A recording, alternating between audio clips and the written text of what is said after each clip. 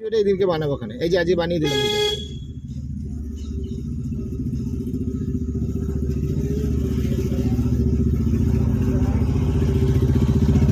আর বাড়িতে শুধু আমার বাবা দিদি বলে কি হ্যাঁ ফালতু কথা বলি, এরকম কেউ চালিয়ে ভুলে যায় না বলছি লেফট না রাইট। লেফট না, ওই যে তোমাকে কি বললাম, শিক্ষা দু রকমের আছে, ফুল ক্লাচ, পাওয়ারটা কমিয়ে দিলাম, বুঝেছো তো? এবার আবার আস্তে আস্তে করে ছাড়লাম। এই জিনিসটা তুমি ওখানে কেন করছো না? এই যে ঢিপিতে উঠলে, তাহলে ওখানেও তো সেই একই ঢিপি, ওখানে কেন পাওয়ারলেস হয়ে যাচ্ছে তোমার?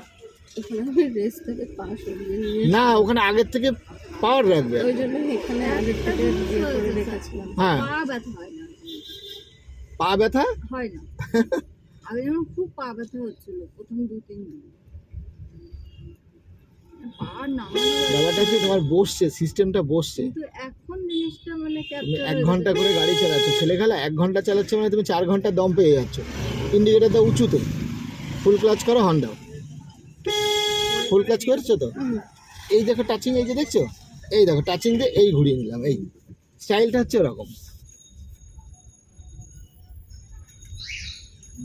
তুমি যদি সেরকম শিক্ষা শিখিয়ে যাও, এখান থেকে যে শেখায় যে তোমরা কতদিন চালাও না, তোমার কথাই বলছি আমি, কতদিন তুমি চালাও না, তুমি কি এসে কিন্তু আমি কোনো ফিল পেলাম না যে তুমি নতুন চালাচ্ছ বা কিছু। না আমি তো ভাবছিলাম দিদি মানে না না, কোথায়, এই দেখো না, তোমার দিদি হচ্ছে সুপার উত্তম, চুপচাপ থাকে, ঠিক করে কাজ করে যাচ্ছে কিন্তু। দিদি পারবে।